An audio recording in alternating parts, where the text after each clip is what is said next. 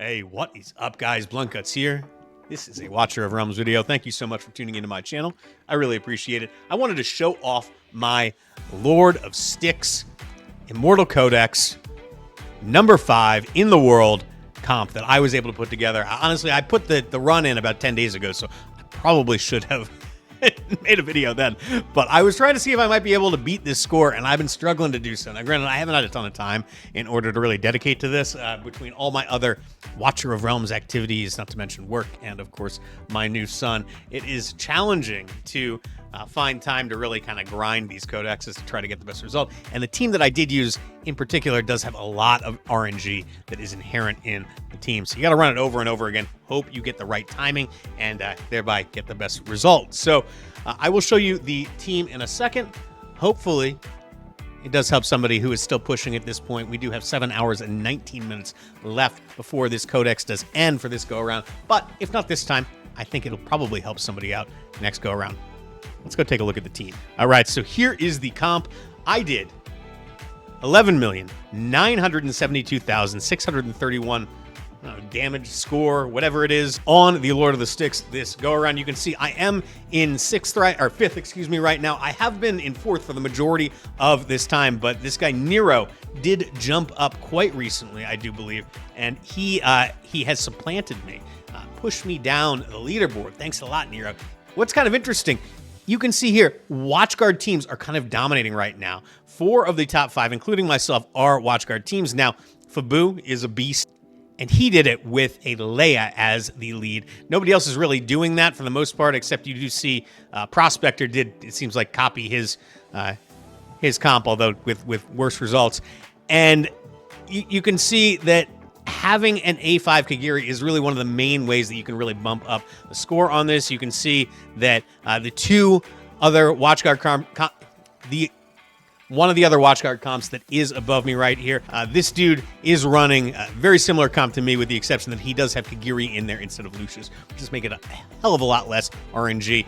Jensen is slightly above me as well. He did score, what, about 200K higher than me. Yeah, I mean, look, I pushed and I tried to find the right combination here, but ultimately I was not able to get it done. But I am hopeful that at some point, someday, they will bring out another Kigiri banner, and I can undo the mistake that I made when I didn't pull harder on that banner, because good God, a Kigiri would really allow me to push here. I don't know that I'd be able to beat Fabu. I don't have some of the other things that he does have, including an A5 Leia, A5 Setram. Certainly don't have an A5 Helga, but the main thing is this A5 Kigiri that is really eluding me. And Lucius is just so RNG. Basically, the way that this comp works, you need to hit his demonic state, which is completely RNG dependent, at the right moments to maximize the amount of uptime that you have during the increased damage portion of the fight. On top of that, you do also have to get the right RNG and be able to clear the shield. So it's kind of this balancing act between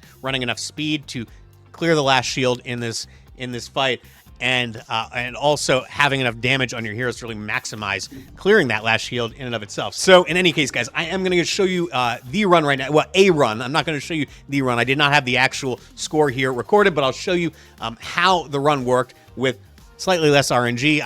I believe that the one that I'm going to show you is 11,300,000 or somewhere in that ballpark. But either way, very similar score, just not quite as good as the one that I did lock in the number 5 spot with. But I'm going to show you that comp. Then I'll come back afterwards, talk you through the damage, and then I will show you the gear that I did use to get the score.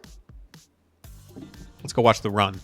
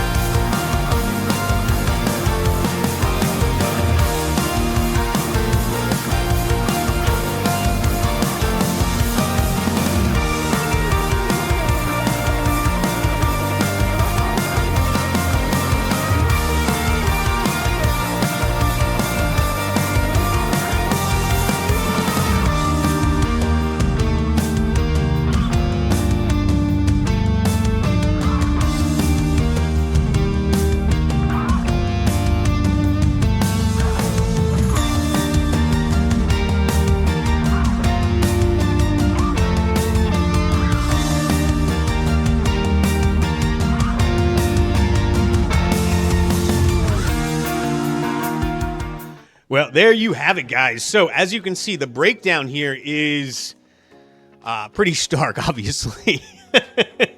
You've got 925 million damage from Wukong, which I do believe actually exceeds what... Yeah, it does exceed. This is the highest Wukong damage that I've seen. I didn't go through every one, but I went through the top 10. I didn't see a Wukong that was higher damage on here. You can see, this dude here, only 686.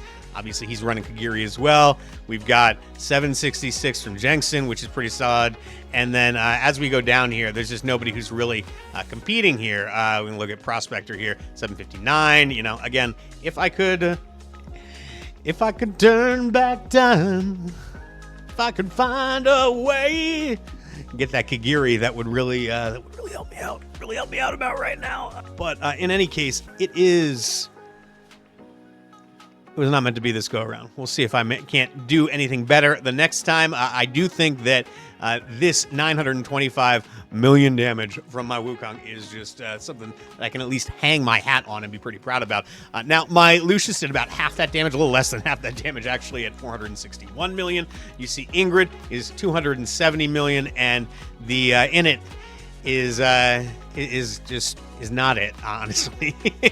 Kind of pulling up the rear here. I'm not even counting Helga as a damage dealer because she is built purely in Invig with speed, so there's no intention of her doing any damage. At 31 million is honestly more than I thought I would get out of her. But Init was the one hero among the 4 damage dealers who was not, as you saw in the run, actually in Constance's inspiration range. So that is the reason that he is not getting as much damage. And of course, Ingrid was not in range to get in its damage buff as well. So that is why we're seeing a significantly higher boost on both Wukong as well as on Lucius, but they are the biggest damage dealers anyway. So given that I had to make a choice in order to fit everybody in, those were the compromises that I did have to make, largely because I needed as many hits as possible. So I needed to have all of Wukong's spawns up and active and hitting the boss so that I could clear that last shield and get that extra damage. So that is that. In any case, guys, let me show you the gear.